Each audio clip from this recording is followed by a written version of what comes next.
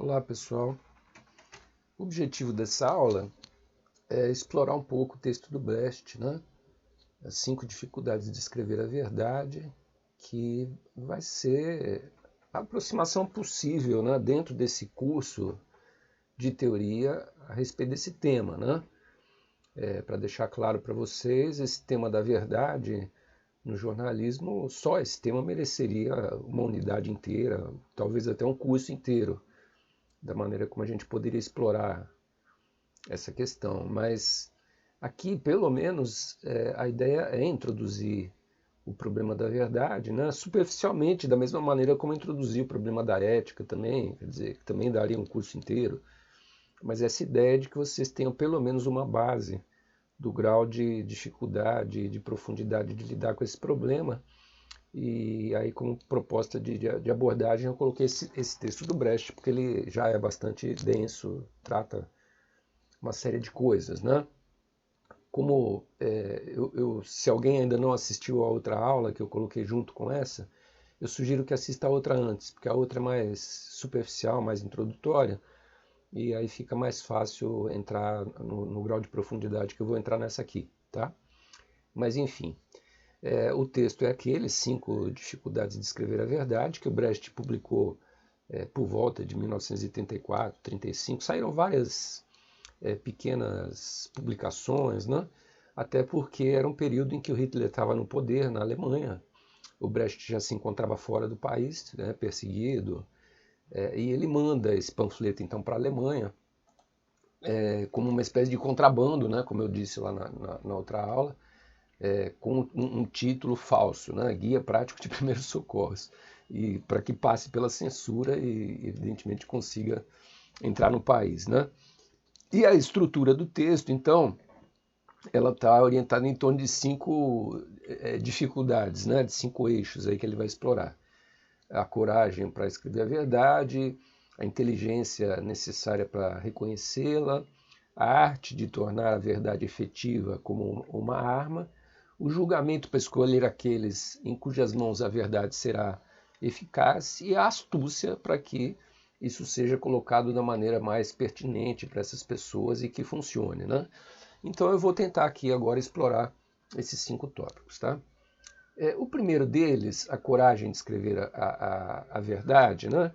Ela tem muito a ver com o fato de que é bastante possível a pessoa se acomodar, se sentir confortável dentro de uma situação em que dizer a verdade para ela vai criar problemas e ela acha que é melhor não dizer, tá?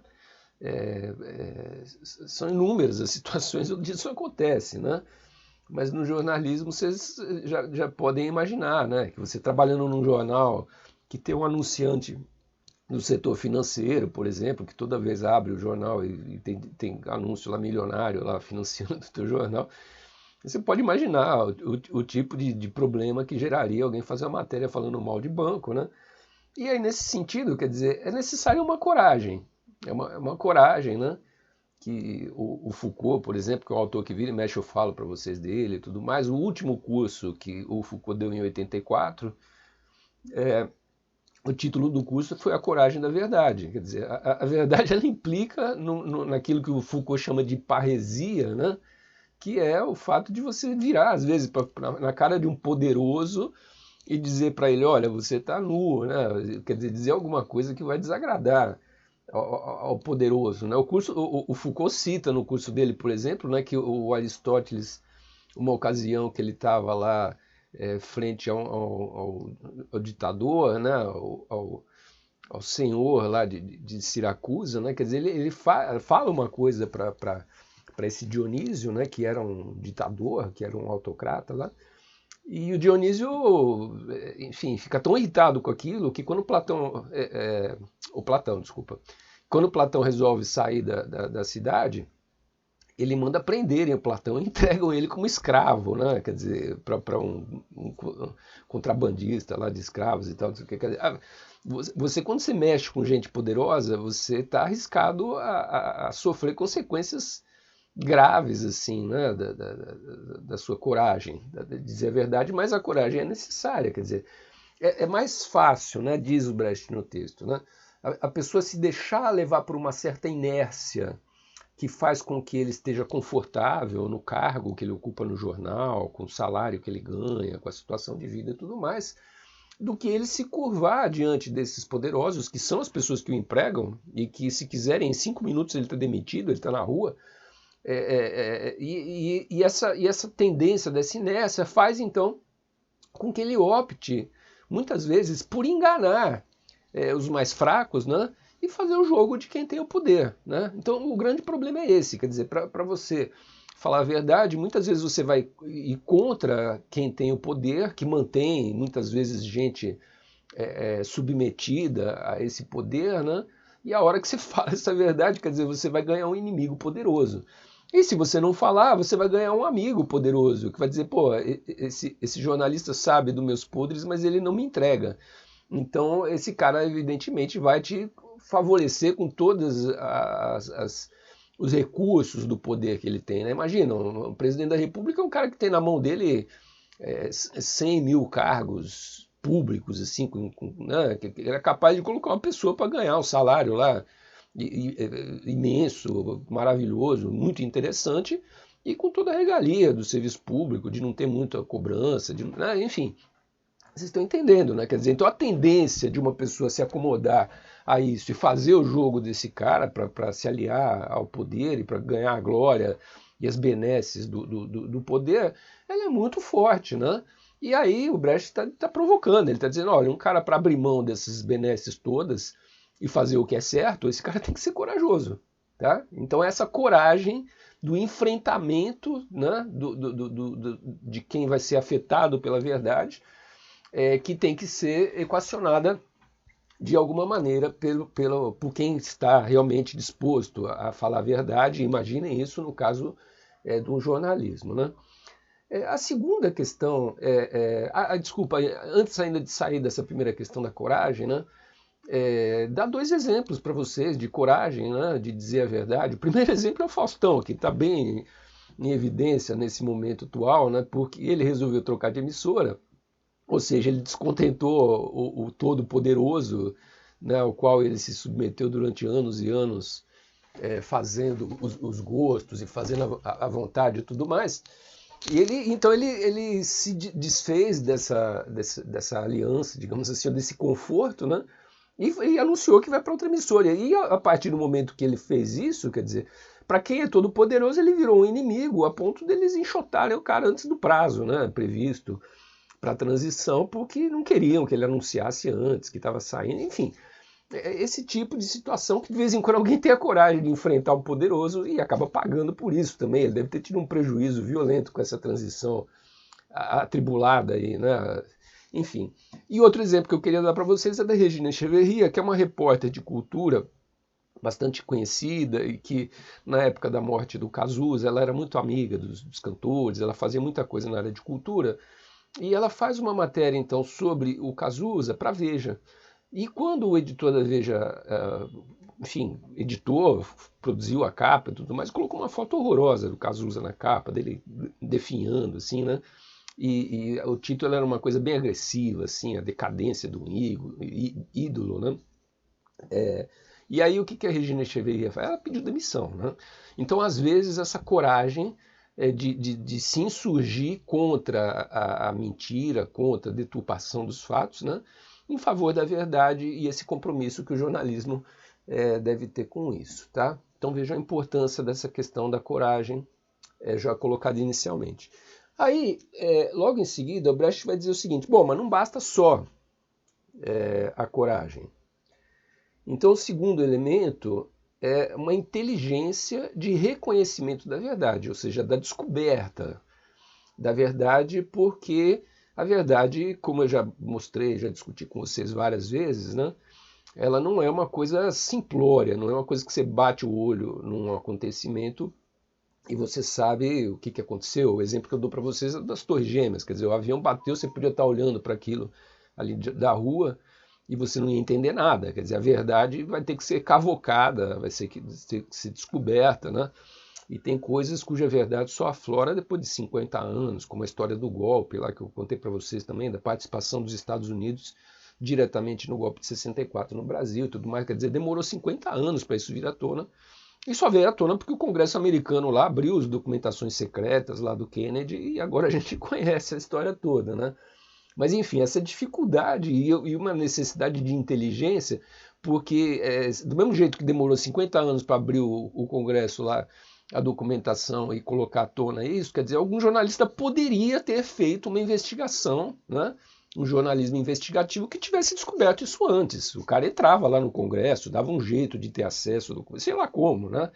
Mas enfim, é a coisa da inteligência, de você conseguir elaborar uma matéria realmente investigativa que antecipe, né? Para a gente não ter que ficar 50 anos esperando para saber o que aconteceu com a facada, né? E essas coisas, se houver uma inteligência, um investimento de energias, o ser humano é capaz de descobrir a verdade, né? Então, nesse sentido, quer dizer, ele está chamando atenção para a necessidade dessa inteligência. O jornalismo exige da gente, se a gente quiser fazer jornalismo que mexe com a verdade, ele exige essa inteligência, né? Por quê? Porque a verdade não é fácil, né?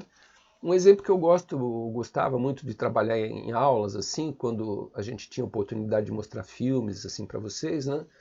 É um filme do Hitchcock, que a tradução em português é O Terceiro Tiro, né? Mas o título original em inglês é O Problema com Harry, né? Então Harry, quem que é o Harry, né? É um cara que está lá nos Estados Unidos, uma paisagem bucólica, linda, as árvores todas com folhas de outono, assim, amarelinha, vermelhinha, né? Aquela paisagem linda, assim, muito bucólica, assim, do interior, nos Estados Unidos, uma pequena cidadezinha ali, né? E mora uma série de pessoas ali que estão todas namorando, elas têm relacionamentos legais e tal, tá tudo feliz, assim. E aí, de repente, na primeira cena do filme, é um menininho andando no meio da floresta, e aí ele vai andando, ele ouve 3 tiros, né? E ele tá com uma espingardinha de plástico, assim, brincando de soldado, aí ele se joga no chão, faz uma brincadeira e tal. Ele ouve 3 tiros. E aí ele continua andando, depois que os 3 tiros foram dados, né? E aí ele chega numa cena famosa, assim, que são 2 pés, assim, imensos, né? Em primeiro plano. E atrás desses pés tem um cara com sangue saindo da testa, né? E esse cara é o Harry, né? E o Harry, enfim, ele atrapalha. Desculpa eu estar dando risada assim, mas porque o filme é uma comédia, é muito interessante. Apesar de ter essa morte logo na primeira cena. Mas enfim, o Harry ele vai atrapalhar essa cena bucólica toda, né? Porque, enfim, estava tudo ótimo, tudo bem, e de repente aparece um cadáver lá com sangue na testa, né? Depois de se ouvirem 3 tiros. E aí, quer dizer, começa uma trama que ela é toda muito interessante, assim, esse filme é muito legal, que assim, aparece o caçador, que é um senhorzinho bem velhinho já e tal, que tá aposentado ali, que namora uma viúva, não sei o quê. Ele aparece com a espingardinha dele e foi ele que deu os 3 tiros, e aí ele fica sabendo da morte do cara, vê a testa dele com um buraco saindo sangue, e ele, na verdade, ele atirou num coelhinho, né? Tava caçando, e tava atirando num coelho, e ele vai, acha a primeira bala numa placa, acha a segunda bala numa árvore, e anda um pouquinho mais e acha o cara deitado lá com a testa sangrando, né? Então, ele automaticamente, a verdade para ele é a seguinte: pô, eu matei esse cara, tá? E aí ele pega o corpo e leva e vai compartilhar com os amigos. Pô, o que eu faço agora, tal, não sei o quê? Ele fala, vamos enterrar, enterram o cara, tal, não sei o quê. Para dar um jeito, porque aquilo foi sem querer, quer dizer, até ele explicar para a polícia o que aconteceu e tal, eles optam por essa solução, eles vão dar um fim na história e vão sumir com o Harry, né? Como se ele não tivesse... Mas, porém, né, a polícia descobre que tinha um cara na cidade diferente e tal, e começa a ir atrás, quem que é esse cara, o que aconteceu com ele, cadê o cara e tal, não sei o quê. E aí começa toda uma trama, né? E aí tem esses personagens que eles estão sabendo mais ou menos o que aconteceu. E aí chega uma hora que alguém fala lá, não sei o que, tal, e aí alguém fala assim, porque o caçador tá todo, né, triste, tá querendo se entregar para a polícia, falar o que aconteceu. Bom, já que estão atrás do cadáver, vamos entregar logo. Aí desenterram o cara, vão entregar para a polícia. E a hora que desenterra o cara e vou entregar pra polícia, aí uma das amigas dele, que é a senhorinha que ele gosta lá e tal, ela vira e fala assim, não, fui eu que matei. Porque eu tava andando na rua e esse cara veio que nem um tarado pra cima de mim, assim, né? E a hora que ele veio, eu peguei o meu sapato, que tem um salto fino, e enfiei na testa dele, e na hora ele caiu no chão, saiu cambaleando lá e tal, mas caiu, né? Morto. Então fui eu que matei, né? E a hora que a mulher fala isso, quer dizer, fui eu que matei, aí vira uma coisa assim, pô, mas qual que é a verdade? Quer dizer, o cara que matou foi o cara que deu tiro, ou a pessoa que matou foi a mulher que deu uma sapatada na cabeça dele? Quer dizer, e ele tem as marcas, né? Aí eu começo a dizer assim, pô, a gente precisa investigar esse cadáver e tal, não sei o que lá, para ver que, né, efetivamente se o que matou ele foi isso, foi aquilo. E aí nesse meio tempo aparece uma terceira mulher, né, que fala assim, não, é o seguinte, esse cara é o Harry, né? E esse cara era meu ex-marido e que há muitos anos eu estava feliz da vida de estar longe dele. E ele veio hoje de manhã me perseguir e eu dei com uma garrafada de leite na cabeça dele. Então fui eu que matei, porque a hora que ele saiu cambaleando lá para a senhorinha achar que ele estava querendo fazer mal a ela, sei lá o quê, na verdade ele estava completamente atordoado porque ele tinha acabado de levar uma garrafada de vidro, aquelas garrafas de vidro de leite antigo, que é um vidro grosso, assim, levou uma garrafada daquela na cabeça e saiu atordoado. Então a culpa também é minha, né? Quer dizer, aí, ou seja, a brincadeira do Hitchcock é essa. Começa a aparecer versões, eu não lembro nem se não tem mais versões assim, mas cada hora surge um que matou o Harry, eu que matei, um monte de gente que acha que matou o Harry, né? E aí surge um impasse, que é o momento quando eles falam, bom, a gente tem que descobrir o que matou o Harry, né? E aí eles chamam um médico, né? Desenterra, nessa eles enterram e desenterram o Harry umas 4, 5 vezes, é muito engraçado.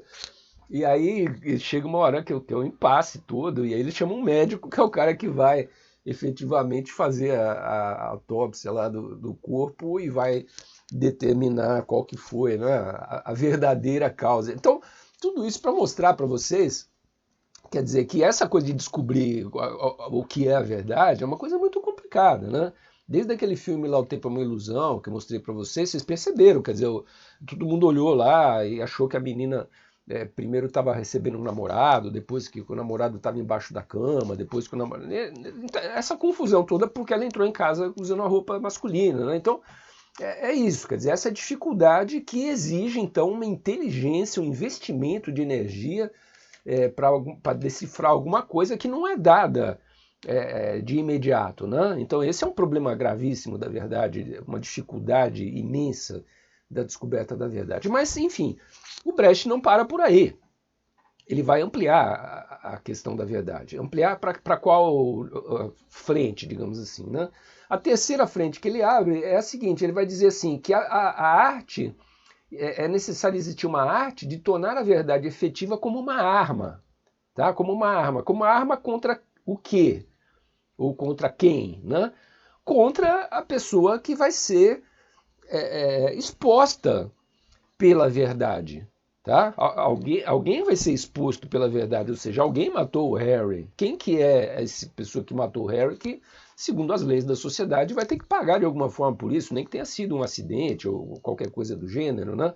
Quer dizer, então, a verdade, ela traz à tona uma situação contra a qual vão haver reações, vão haver repercussões, quer dizer, a verdade, ela causa uma ação no mundo, né? É mais ou menos isso que o Brecht está dizendo para a gente. Coisas que não causam uma ação no mundo são coisas que a gente talvez nem deveria chamar isso de verdade, tá? É um pouco o que o Brecht está dizendo. A gente, por exemplo, uma matéria que fala que o jogo foi 1-0, teoricamente essa matéria ela não está lidando com o problema da verdade. Né? Ela está lidando com o problema da objetividade, de informar quem não sabe quanto foi o jogo e tal. Isso sim, né? Agora, a verdade, ela é uma coisa que ela não pode ser simplória desse jeito. Quer dizer, o jogo foi 1-0, essa é a verdade. Tá? Isso não é verdade nenhuma. Isso é assim, na minha parede tem um quadro pendurado. É uma informação, né, alguma coisa que é passada para frente. Agora, dizer que isso é uma verdade, né, principalmente nesse sentido iluminista que a gente tem trabalhado e tal, não. Quer dizer, a verdade é algo que efetivamente, quando vem à tona, ela se propõe a denunciar algo completamente errado no presente, algo que tem que ser modificado, quer dizer, aquela ideia iluminista de jogar a luz num lugar que a hora que você acha que não vai ver ninguém lá, você vai ver um monte de ratazana lá roubando dinheiro, desviando dinheiro público, colaborando com práticas que levam à morte mais acentuada de uma população, de pessoas. Então, as verdades efetivamente que mereceriam esse nome com V maiúsculo de verdade, elas não são qualquer coisa, elas são assim, quem matou Marielle, quem contribuiu com os 500 mil mortos da Covid, quer dizer, são essas as questões, né? Quem colaborou com o golpe militar de 64, quer dizer, são essas questões que colocam efetivamente, né, algo num patamar tal que eu realmente tenha que ter coragem de dizer o que é aquilo e que eu tenha que usar minha inteligência para descobrir o que aconteceu, né? Descobrir que o jogo foi 1-0, não precisa ter coragem nenhuma e não precisa ter nenhuma inteligência, só assistir o jogo e narrar lá, que aos 15 minutos o cara deu a cabeçada lá e foi para dentro, né? Então, percebam, né, que a verdade, né, efetivamente, ela não é todo tipo de notícia que está relacionada com o problema da verdade. Quer dizer, as notícias que efetivamente estão implicando essa dimensão da verdade, nesse grau, né, com o qual a gente está conhecendo agora o que é a verdade, são aquelas que efetivamente elas trazem luz para o mundo e atuam no mundo. Por isso a ideia do Brecht de que elas atuam como se fosse uma arma, né? É uma arma por quê? Porque ela é capaz de fazer mal às pessoas que ocultaram a verdade, que fizeram coisa errada, que mataram as pessoas, que contribuíram para o genocídio, quer dizer... Então a verdade, né, ela tem esse poder transformador do presente. Tá? Ela não é... Ela é efetivamente uma arma, né? E nesse sentido, quer dizer, o jornalista ele tem que ter esse parâmetro de saber o que efetivamente tem esse grau de importância e o investimento que uma investigação dessa, né, vai efetivamente exigir, a coragem que vai exigir para se descobrir essas coisas, tá bom? Bom, o quarto elemento que ele vai dizer, né, porque ele está preocupado em enfim, sistematizar, né, o saber sobre esse problema da verdade, das dificuldades, né, vai ser a ideia de que você precisa escolher para quem você vai dizer a verdade. Tá? A ideia de que a verdade ela é mais efetiva quando você fala a verdade para as pessoas que vão se mobilizar e vão tomar uma atitude no sentido de corrigir aquilo que porventura esteja equivocado, né, e que a verdade trouxe à tona. Não adianta nada você descobrir quem matou a Marielle e procurar o cara e dizer na cara dele, olha, eu sei que foi você que matou. É bastante provável que o cara vai te matar junto. E a verdade vai morrer com você, né? Então é um pouco a ideia de que você tem que saber para quem que você diz a verdade. Não desculpa, assim diria o Brecht, me desculpa, me perdoem, mas tem gente que é melhor, né, como vocês dizem atualmente aí no momento contemporâneo, tem gente que é melhor cancelar do que ficar dizendo a verdade pro cara, porque a verdade, os psicanalistas dizem que a verdade é que nem um copo de água que você vai pôr no açúcar, né? E tem uma hora que já está tão doce aquela água que não adianta você enfiar mais açúcar ali dentro. O negócio já está saturado de açúcar, não vai ficar mais doce, né? Ele chegou no limiar do que a boca é capaz de perceber. Então, a verdade é um negócio que não adianta você ficar dizendo a verdade para alguém que não está aberto para ouvir, ou que... aí nesse ponto entra muito aquela questão que a gente trabalhou lá com Kant, né? Com alguém que é heterodirigido, ou seja, que ele é dirigido por uma força exterior, que ele não para pensar com a cabeça dele e não amadurece a partir da racionalidade dele o que está acontecendo, né? Então não adianta você virar para uma pessoa que segue alguém, que nem se fosse um gado, que nem se fosse um rebanho, né? E dizer para essa pessoa que entregou a condução dos atos dela, o voto dela, entregou as passeatas que ela participa, as manifestações que ela expressa, entregou isso na mão de alguém de fora, né? Que é alguém que está controlando o tempo inteiro, dizendo, olha, faça isso, faça aquilo. Seja o livro, o professor, seja o padre ou seja o médico, lá que são os 3 exemplos do Kant, né? Independente de qual seja a força para quem você entregou, seja para o político, entendeu? Independente de qual seja a força para quem você entregou, seja para o poderoso, seja para o teu patrão, né? Quer dizer, para quem que você entregou a direção dos seus atos, né? A quem você está devendo obediência? Se isso tiver muito congelado e a pessoa tiver absolutamente hermética qualquer discurso, não adianta. Não adiantava nos anos 40 você virar para um nazista e falar assim, pô, é um absurdo matar judeu, entendeu? Vocês estão fazendo esse campo de concentração. Quer dizer, essa verdade ela não ia ter efeito nenhum num nazista. Quer dizer, não adianta. Esse cara ele está fechado com um pensamento heterodirecionado, que é uma coisa que vem de uma ideologia de fora, que ele abraçou, que conduz o comportamento dele a partir de agora, que não adianta você dizer verdade nenhuma para esse cara, não adianta você tentar abrir os olhos num cara com esse nível, né? Quer dizer, você tem que tentar abrir os olhos de pessoas que já deram aquele salto para fora do andador e que têm a condição de discernimento, né? Então aqui a gente cai novamente naquele velho nó górdio, assim, que é um nó que não desata, né? Do problema da sociedade, que é o fato das pessoas não serem autodirigidas, das pessoas serem heterodirigidas e entregarem aquilo que elas pensam, aquilo que elas refletem e tudo mais, ou para a mídia, ou para o patrão, ou para o governo, ou para o presidente, ou para o partido. Quer dizer, de entregarem para alguém esse direcionamento do seu comportamento e do seu pensamento. Aí não adianta, quer dizer, então você tem que dizer a verdade para aqueles em cujas mãos a verdade tem um efeito, né? Então, se você descobre lá que tem um juiz que é um juiz efetivamente correto e que leva as últimas consequências, o combate à criminalidade e tudo mais, pô, aí chega para esse juiz e conta, olha, eu descobri tais e tais provas e tal que incriminam fulano no assassinato da pessoa. Né? Quer dizer, agora você tem que ter uma inteligência para dizer isso para a pessoa certa, né? Escolher nas mãos de quem você vai colocar essa arma, porque se você colocar isso na mão de um picareta, se você colocar isso na mão do teu editor no jornal, e o teu editor no jornal for um picareta, quer dizer, essa matéria não vai sair nunca. Não adianta, tá? Se entregar na mão do gatekeeper errado, essa matéria nunca que vai para frente. É o contrário, você vai ser demitido por qualquer porcaria lá que você fizer. Quer dizer, você fica exposto, né? Então você tem que ter a coragem e você tem que saber para quem você vai dizer essa verdade para que ela seja eficaz, para que ela venha à tona, né?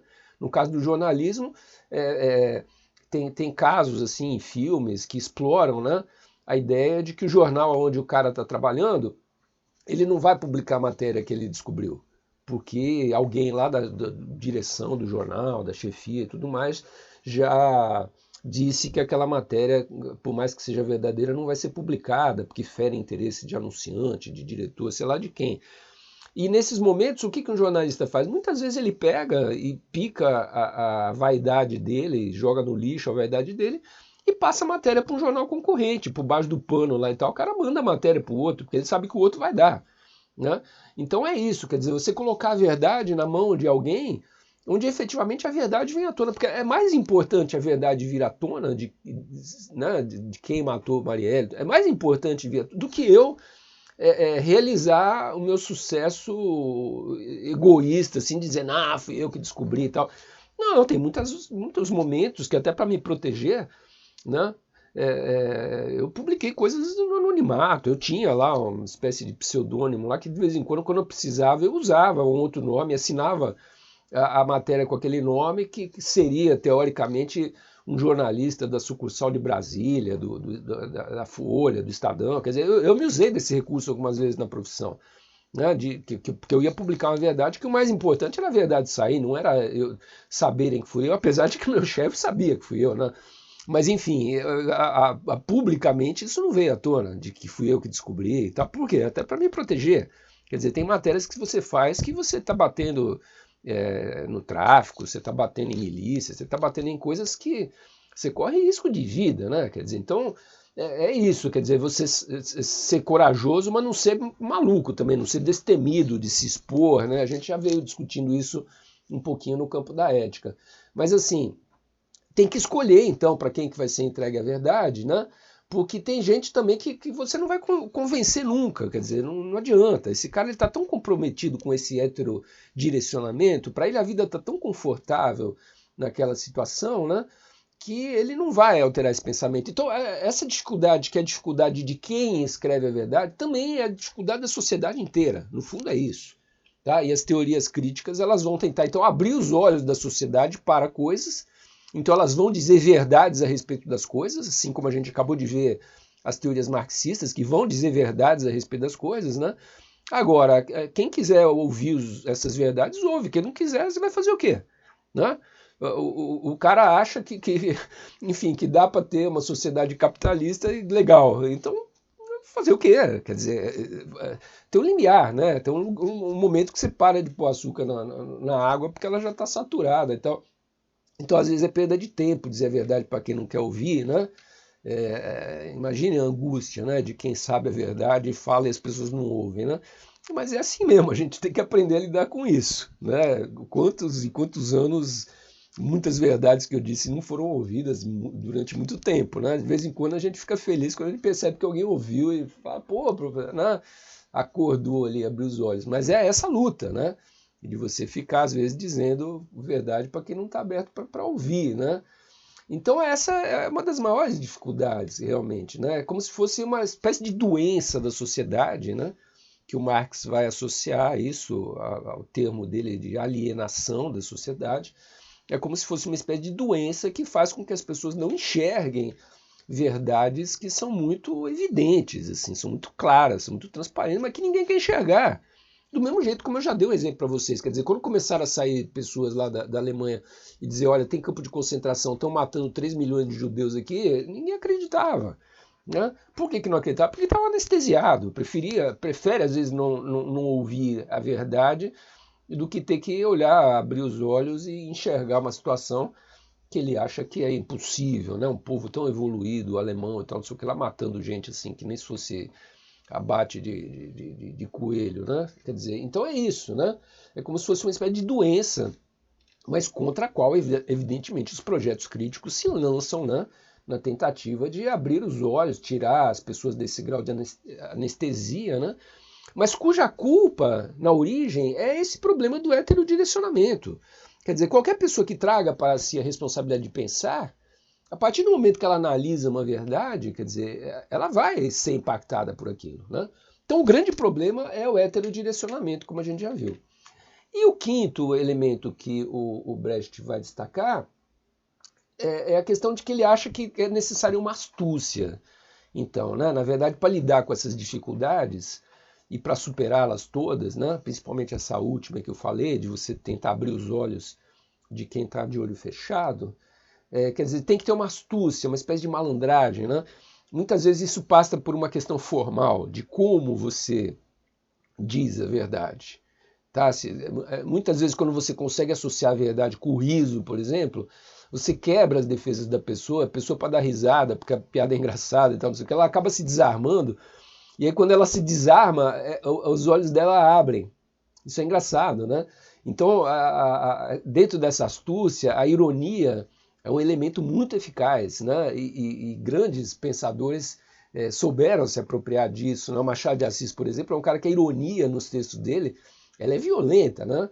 E ela vira e mexe, ela abre os olhos da gente de uma maneira muito interessante. E essa parte aqui, enfim, da astúcia, é a parte maior do artigo do Brecht e a parte mais interessante, né? Que tem exemplos assim maravilhosos, né? de como você criar um texto, uma formulação astuta, né? Que diz a verdade, mesmo em situações aparentemente em que seria impossível dizer a verdade, né? Então, por exemplo, a música MPB dos anos 70 no Brasil, né? É clássico, né? A música do Chico Buarque, né? Então, como ali naquela música, naquela letrinha tão inocente, foi bonita a festa da paz, estou contente, tarará, né? Quer dizer, como é que ali, né? Está se falando da Revolução dos Cravos em Portugal, está se falando da ditadura e está se falando do fim da ditadura quando nós ainda estávamos vivendo uma. Quer dizer, como é interessante você dizer, né? no momento em que o Brasil ainda tem escravos, como é interessante você dizer, olha, os Estados Unidos acabaram de abolir a escravidão lá, e papapá, e aconteceu isso, aconteceu aquilo, os caras estão pensando assim, assado, né? Quer dizer, os americanos não são comunistas, né? Era século XIX, o comunismo nem existia. Então é isso, quer dizer, mas houve uma coisa interessante nos Estados Unidos, né? Os caras acabaram com a escravidão, sim, né? Houve uma coisa, já tem uns 10 ou 20 anos, eu acho, que uma notícia que saiu no jornal que eu achei muito interessante. A Holanda criou um museu da pobreza, porque não tem pobre na Holanda. Então eles criaram um museu lá onde tem favela, tem falta de saneamento, então para as pessoas entenderem o que era aquilo, né? Quer dizer, isso é um tapa na cara do Brasil. Você fazer uma matéria sobre o museu da pobreza da Holanda, né? Quer dizer, você mostrar que já no século XX, quer dizer, é uma coisa do final do século passado, tem países que se colocaram como um compromisso, não todo mundo vai ter casa direito, vai ter comida, vai ter ou um emprego, um salário de desemprego, e resolveu, equacionou esse problema social para não ter que ficar gastando. Eu vi um dado ontem lá, não sei quanto por cento do PIB, lá 10% do PIB a gente está gastando em segurança no Brasil, tá? Então, isso é um absurdo, quer dizer, um país tem que gastar 10% do PIB de segurança, né? Por quê? Porque não tem política pública, porque as pessoas, né, entram na criminalidade por uma necessidade e depois acabam virando bandido profissional, a coisa efetivamente acaba evoluindo para alguma coisa, né? Mas a origem, né? A origem é essa, quer dizer, as pessoas estão passando fome aí, estão desesperadas, aí de vez em quando alguém vai lá e você mula do tráfico e tal, porque quer sair da miséria, né? Alguma coisa desse gênero. Pois bem, então, estamos nesse episódio da astúcia, né? De que é justamente isso que se coloca para o jornalista. A gente vira e mexe bate para vocês, olha, vivemos num jornalismo que já é da fase monopolista, grandes empresas e papapá, e aí vocês poderiam se perguntar, poxa, mas o que eu vou fazer então dentro de um jornal que recebe anúncio de banco, né? Como é que eu vou trabalhar lá dentro, né? Precisa ter astúcia, precisa ter astúcia. Eu trabalhava num jornal, que era o Estadão, que era um jornal dos quatrocentões lá, agropecuários, reacionários, né, horrorosos, né? E eu publicava lá, de vez em quando, né, eu vi uma brecha lá, pô, 1º de maio e tal, fazia uma matéria sobre boia fria no caderno agrícola do Estadão, né? Aí o pessoal olhava meio pra minha cara assim e falava, não, pô, matéria de 1º de maio, não podia, né? Eu dava uma de bobo, entendeu? A astúcia é um pouco isso também. Você se fazer de bobo de vez em quando, né? Então ele dá uns exemplos aqui muito interessantes, né? De momentos em que ele frisa isso, né? Antes de entrar nos exemplos, ele reforça muito isso. Ele vai falar assim, muitas pessoas orgulhosas de terem a coragem de dizer a verdade, de serem inteligentes, de terem descoberto, de saberem que ela é uma arma, etc., né? Acham que não é preciso ter astúcia para divulgar a verdade, né? Muito pelo contrário, elas caem numa espécie de orgulho, assim, de, não, vou dizer que fui eu que fiz e tal, não preciso ser astucioso para dizer. E no fundo isso é um problema muito que pode comprometer todo o trabalho dela, né? Porque essa astúcia, né? O exemplo que ele dá, eu já até dei na outra aula que falei para vocês, isso é do Confúcio, né? Que é um cara lá de 500 a.C., que mexe num texto de umas folhinhas e troca termos, tipo, o governo deixou matar por o governo assassinou e tal. Ele faz pequenas modificações de linguagem, né? Que, evidentemente, colocam uma nova perspectiva toda. Então, uma dimensão para a qual o Brecht chama atenção, e o Brecht está preocupado com isso, ele é autor de teatro também, é preocupado com a linguagem, né? Na mesma onda do estruturalismo, quer dizer, o Brecht um pouco vai nessa linha também da perspectiva da linguagem, apesar de mais marxista e tudo, mas ele vai um pouco nisso. Quer dizer, ele fala que no enunciado de frases, quando você fala uma coisa, o uso de determinadas palavras já muda tudo. Então, em vez de você dizer povo, né, quando você diz população, você já está criando uma espécie de subversão, num certo sentido. Por quê? Porque quem pensa povo pensa a coisa de uma unidade nacional e tal. E esse sentido de povo, ele só faz sentido quando ele é contraposto a outro povo, né? Mas dentro de um país, em vez de você falar em povo, você deve falar em populações. Por quê? Porque você tem uma população pobre, você tem uma população rica, você tem uma população agrária, você tem uma população urbana. Quer dizer, você tem públicos, né, naquele sentido que a gente viu de algumas sociologias ali, que são heterogêneos. Quando você fala em povo, o heterogêneo ele apaga. Aí vira o povo brasileiro, né? Virou todo mundo. Quando você fala do pobre, do rico, do burguês, do proletário, aí você está dando sutileza para essas categorias, e isso já faz uma diferença violenta. Então, quando você fala, por exemplo, em vez de solo, né, agrícola, o solo agrícola brasileiro, tá? As terras na Amazônia, né? É uma coisa. Quando você fala propriedade das terras, você está falando de outra coisa. Quando você fala solo brasileiro, território brasileiro, você está falando de uma coisa que, né, pertence ao país, né, pertence a todo mundo. Ah, eu estou preocupado com os problemas do solo da Amazônia, por quê? Porque eu sou brasileiro, isso me pertence também. No fundo, isso não te pertence, não. Isso te pertence, isso pertence às pessoas que estão ganhando registros de imóveis que o governo está dando aí para esses grileiros todos, tal, não sei o quê, que são as pessoas que estão dizendo, ó, a partir de agora isso aqui é meu. Isso aqui é meu, independente de ser Amazônia ou não, isso aqui é meu. Quer dizer, a questão da propriedade é o que está em jogo quando a gente fala da terra, e não a questão do solo de maneira abstrata, né? Então, o que o Brecht diz? Que a gente precisa tirar as palavras de uma espécie de mística preguiçosa na qual essas palavras caem, né? E a gente tem que ter um investimento justamente na escolha das palavras corretas para dizer as coisas, porque isso já é uma artimanha, isso já é assim, uma astúcia. Você saber escolher as palavras que estão trazendo à tona os conflitos. Tá? Você dizer, por exemplo, né, que quando alguém está falando de terra, né, de solo, né, ele está apontando muito mais para um campo semântico que é assim, do cheiro da terra, da cor do campo, do ambiente bucólico e tal, né? Que é um tipo de cena que apoia a mentira dos proprietários de terra. A mentira dos proprietários de terra é a seguinte, é tentar esconder que os donos da terra são eles, e que eles estão tomando posse disso, né? E que se você trabalhar 30 anos como jornalista ou como professor, no final da tua vida, você não vai ter conseguido acumular o capital que um cara desse foi armado lá para o Pará, cercou uma terra lá, deu tiro em índio e tal, não sei o que lá, e ele vai ser 500 vezes mais rico que você. Entendeu? Você não está percebendo que a nossa sociedade ela está pautada num modelo de riqueza que é pautado fundamentalmente na propriedade, né? E que esse modelo que é pautado na propriedade dos meios de produção e da terra e tudo mais é um modelo de pilhagem. Tá? As pessoas estão invadindo uma terra lá que eles estão tomando na bala o negócio e estão ficando ricos na bala. É isso que está acontecendo. E que quando a gente fala, não, essa coisa de conflito de terra é coisa de MST, de bagunça. Não, o que está em jogo aí é o fato de que existem caras que têm propriedades que você olha no mapa e se enxerga a propriedade do cara. Né? A Volkswagen tinha uma propriedade lá nos anos da ditadura. Eles tinham uma propriedade lá na Amazônia que você enxergava, era um pedaço do Brasil assim no mapa, era propriedade da Petrobras, da Volkswagen.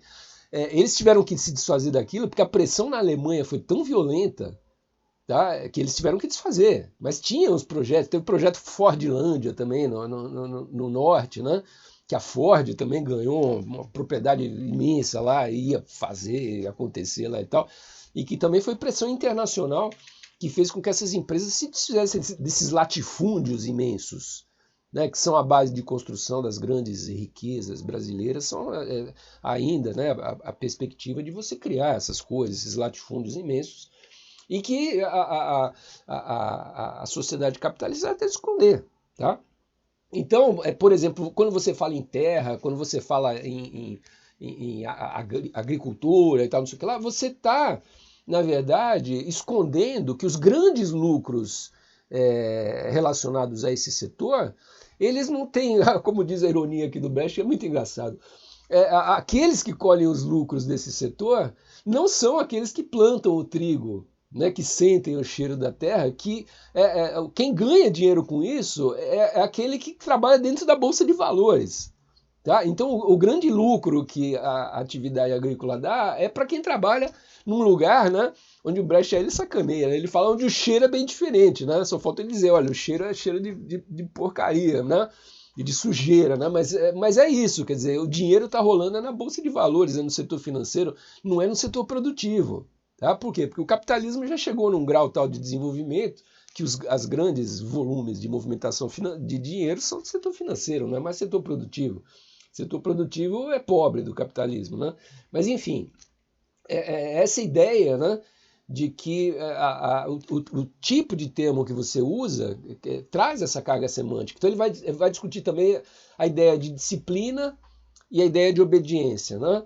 Disciplina é uma coisa que aquilo que o Kant falou pra gente, né? Quer dizer, todo mundo deve ser disciplinado. Se você é um professor, você deve dar aula. Se você é um policial, você deve perseguir bandidos. Quer dizer, existe uma disciplina, né, que é exigida pela sua pelo seu papel social, né? Isso deve ser cumprido. Já o termo obediência, né?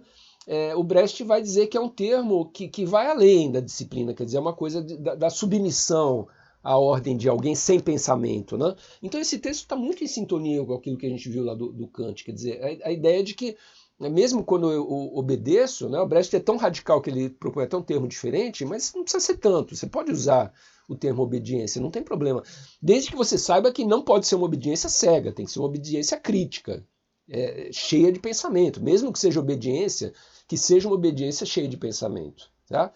Então é esse lugar, né, que ele está colocando. Por quê? Né? Porque ele fala assim, a disciplina é possível sem um déspota. Quer dizer, mesmo onde não existe um cara que é um totalitário, que está te obrigando a fazer as coisas sem pensar, pode existir disciplina. Tá? Mas a obediência, do jeito que ele está tratando aqui o termo, quer dizer, é uma coisa que implica, né, esse significado mais pobre de você obedecer sem pensar. Né? Outra coisa que ele vai falar, é melhor falar a dignidade humana do que falar em honra. Né? Por quê? Porque honra também dilui, né, uma série de questões, e dignidade humana não perde de vista a questão do indivíduo, da condição social, da vida do indivíduo. Ou seja, ele faz todo um trabalho aí numa parte dessa astúcia aí a respeito da questão dos artigos, da linguagem, tá? A questão do estruturalismo realmente, de como isso passa muitas vezes pela linguagem, como tem uma discussão aí, que até naquela videozinho que eu coloquei para vocês assistirem também, a respeito da linguagem, Hegel, né? Quer dizer, também está um pouco colocado. E aí essa astúcia, por meio da linguagem, você pode usar isso como um instrumento de disfarce, né? E aí o exemplo que ele dá, eu também tinha dado na aula anterior lá, é que o Lenin, escrevendo sobre a Rússia no seu confronto com o Japão, em vez de falar de Rússia e Japão, ele vai falar de Coreia e Sakhalina. Quer dizer, ele muda o nome dos países, mas ele está dizendo de alguma coisa que efetivamente todo mundo que lê aquilo dentro do contexto da época lá vai saber que ele está se referindo ao país dele não. Né? Então se você tiver que falar de genocídio no Brasil e onde você estiver escrevendo, você não puder falar mal do governo, você pode falar talvez do genocídio do Holocausto, da Segunda Guerra, e fazer uma referência ao nazismo, etc. E as pessoas vão perceber que você está falando de alguma coisa mais contemporânea. Tá? Então essa malandragem, essa astúcia, digamos assim, com pequenos jogos de linguagem, né? Você poder dizer que o rei está nu, você poder efetivamente passar para frente a informação de alguma coisa muito grave que você conseguiu apurar. Né? Então, ele cita um exemplo do Voltaire também. Voltaire diz que quando estava escrevendo, né, numa época em que o iluminismo, o pensamento do Voltaire está muito voltado contra a religião, a dominação cega, né, que a igreja na época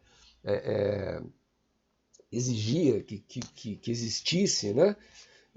Enfim, que ele começa a descrever os milagres da Joana d'Arc, né? O lugar dela na guerra, lá da França e tudo mais.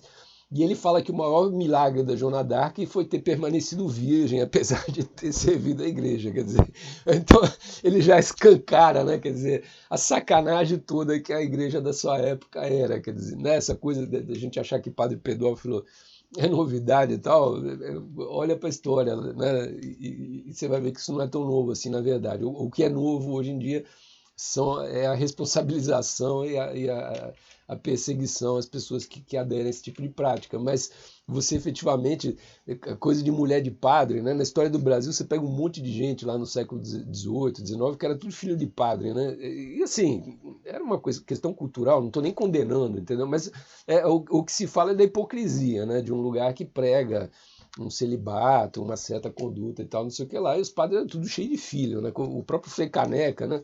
Ele escreve, quando vão fuzilar o Frei Caneca, ele escreve aquela carta emocionada lá para os filhos dele e tal. Então, essa ideia, né, De que tem até piada, na minha época tinha, pelo menos, não sei se sobreviveu, porque não é politicamente muito correto, né? Mas a gente dizia, apostava uma corrida com os coleguinhas e falava assim, o último que chega é a mulher do padre, né? Então, essa coisa da mulher do padre era uma coisa, assim, clássica, né? Do interior e tal, onde eu morei uma época. Mas, enfim, essa coisa de você saber dizer isso de uma maneira, né? Que diga o que tem que ser dito, mas evite as situações embaraçosas e as possíveis oposições a que a sua verdade seja passada adiante, tá? Uma das figuras da astúcia também, que o Brecht vai desenvolver, que é muito interessante, é a astúcia de se fazer de bobo, tá? Então ele vai dizer que o Shakespeare, por exemplo, tem uma peça lá, que é o Coriolano, onde aliás, tem dois exemplos do Shakespeare. Tem o do Coriolano, que a mãe do Coriolano, que é um ditador, é um cara todo poderoso e tal, ela chega para o filho com um discurso todo humilde, né, falando errado e tudo, e pede para ele não dizimar a cidade natal dele, onde ela também ainda mora e tem as suas... a sua condição de vida, tem amor por aquilo e tudo, né? Então ela pede a ele. E ele fala assim, poxa, o Shakespeare é um cara que escreve um inglês impecável, maravilhoso, né? E ele coloca um personagem na sua peça falando um inglês errado, digamos assim, um inglês de caipira, né? Uma coisa... Mas ele fez isso de propósito, para que ela parecesse uma tola, né? Pedindo aquilo, por quê? Porque ele queria que o Coriolano não levasse muito a sério o pensamento dela e que ele meio que, assim... Ele nem vai dizimar a cidade, mas ele não vai dizimar porque ele não quer discutir com a mãe, sabe? O problema não é o argumento dela, porque o argumento dela é de um inglês horroroso, ela não tem argumentação nenhuma ali, fica só a coisa realmente emotiva de, pô, é minha mãe, então eu vou obedecer, né? E com essa astúcia da linguagem vulgar, assim, bem baixo, né? Ele consegue esse coisa. E outro exemplo que ele dá do Shakespeare, no discurso do Marco Antônio, né, perante o cadáver do César, né? Em que esse discurso ele vai, de uma maneira muito sutil, assim, ele vai dizer que o Brutus, que é o cara que assassinou o próprio pai, que ele é um cara honrado, né? Mas depois dele falar que era um cara honrado, né? Aí ele começa a fazer uma descrição minuciosa do assassinato, das artimanhas, das armadilhas, da enganação, da sutileza, né? Que... Enfim, apesar dele ter começado o discurso dizendo que o Brutus é um honrado, né? Quer dizer, ele expõe o que aconteceu de uma maneira tão intestina, assim, tão exposta, tão explícita, né? Tão vergonhosa, que ele destrói o Brutus, né? Apesar de no discurso ele começar dizendo que o Brutus é um cara honrado, né? Mas enfim, ele destrói o cara pela concretude de como que se deu a urdidura toda, né, da conspiração até o ponto do assassinato, né? Aí ele vai citar um outro poeta egípcio também que usou um método similar, que era o seguinte, né? Ele faz um poema a respeito da discussão das classes sociais. Esse é muito interessante, né? Em que ele fala, né, de que digamos assim, a classe pobre deu um golpe e virou a classe do poder. E a classe que estava no poder sofreu um golpe e virou a classe pobre, né? Então ele brinca com uma espécie de inversão do mundo, né? Vamos imaginar um mundo onde quem manda é quem no nosso mundo é o submetido, é aquele que foi dominado, né? É uma coisa assim meio planeta dos macacos, sabe? Quer dizer, os macacos tomaram o poder e o homem a partir de agora está dentro de uma jaula, né?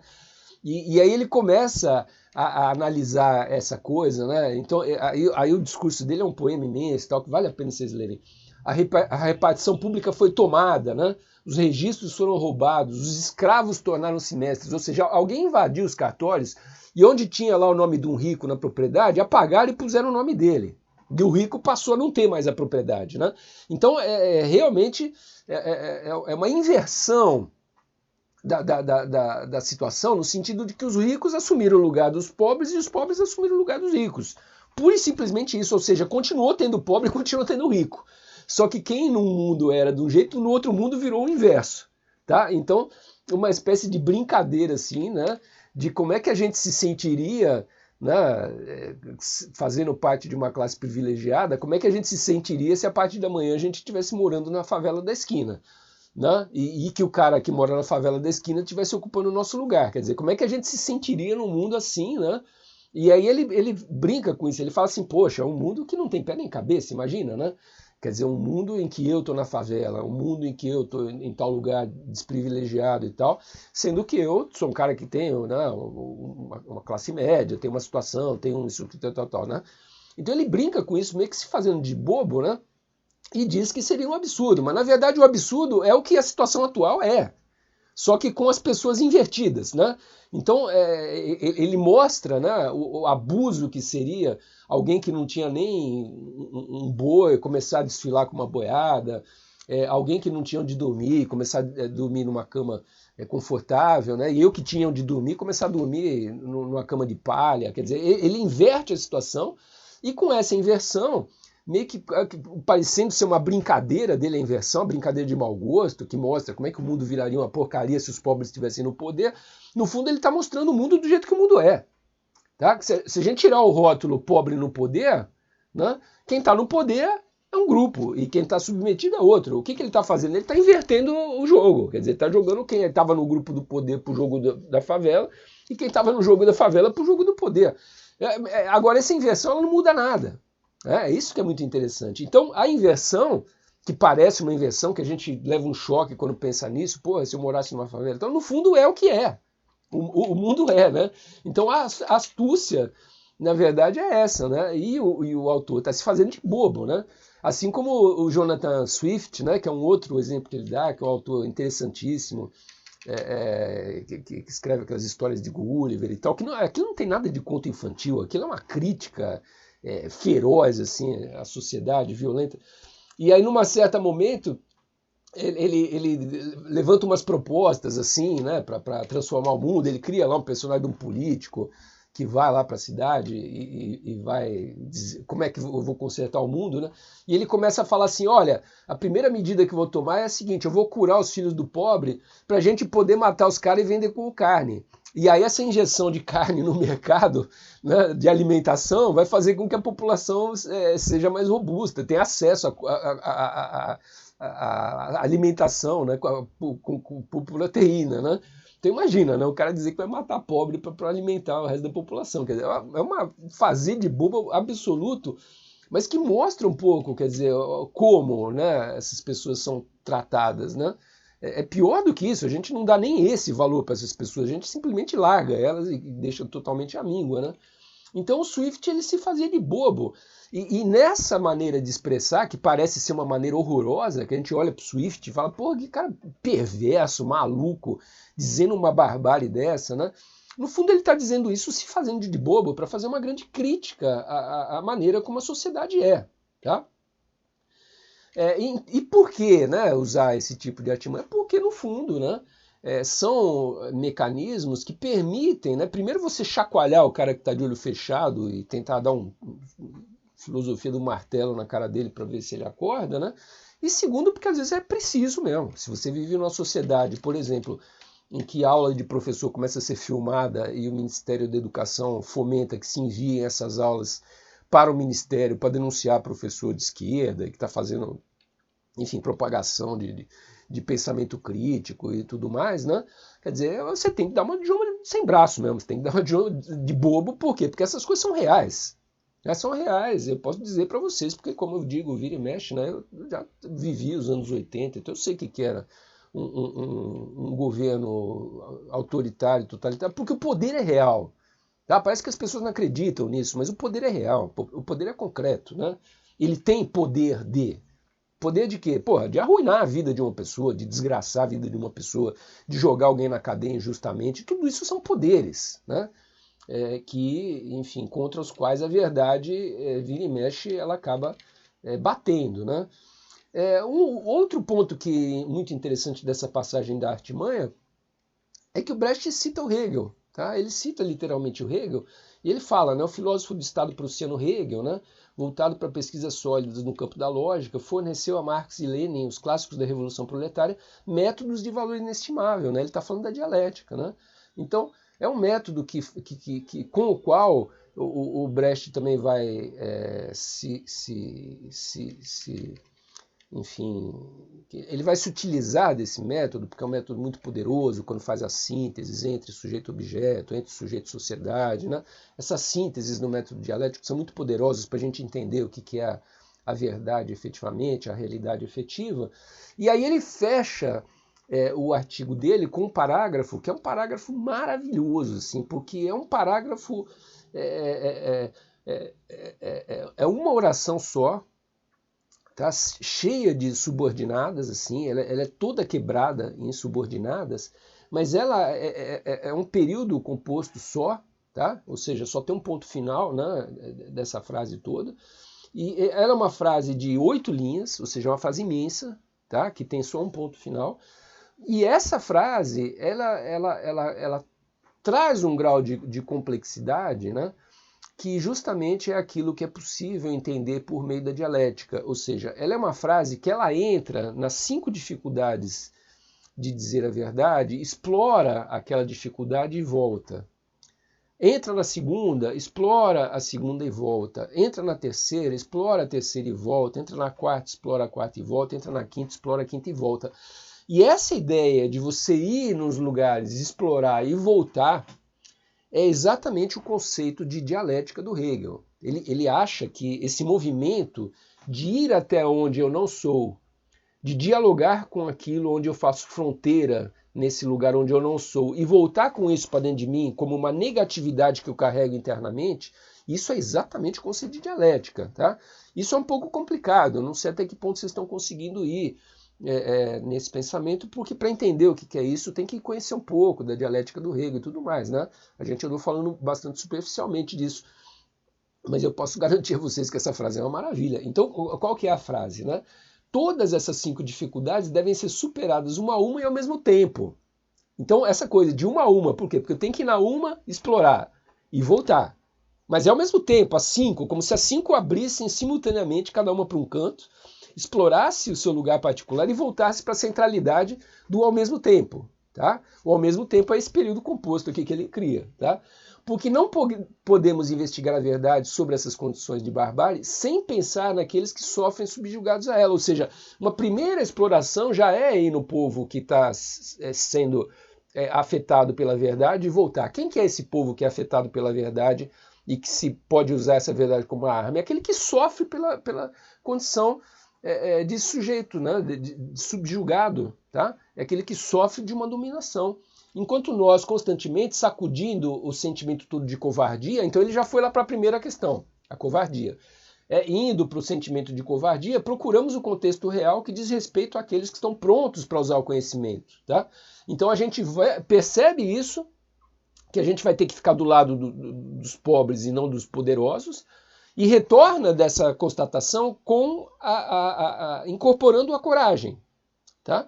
E depois que a gente incorporou a coragem, a gente percebe que a gente vai ter que voltar a esses pobres, por quê? Porque para essas pessoas subjugadas é que a gente vai ter que dizer a verdade.